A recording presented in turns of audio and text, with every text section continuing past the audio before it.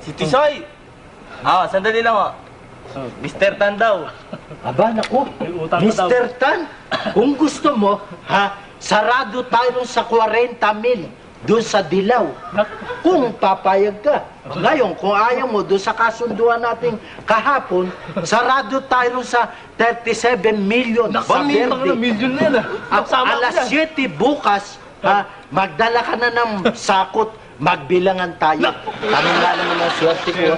Si Mr. David Tanto. Baka na naginip ko lang. naman kami dyan, milyon na. Ang laking negosyo niya na. Milyon na. Ano ba yung negosyo nyo? Sako na, dala, sako na. Ano ba ang negosyo nyo? Munggo.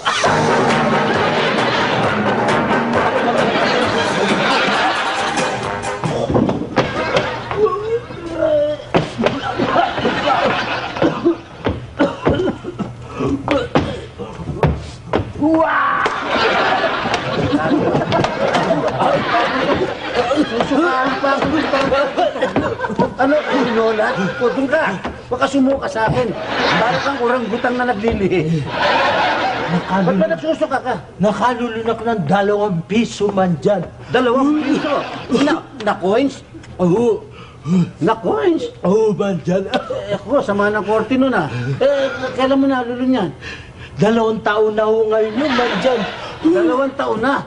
Bakit ngayon mo lang yung sinusuka? Wala kasi akong pera, man. Baka sinuka mo na yan, nilabas mo na yan. Malakas lang ang panunaw mo, hindi mo napansin.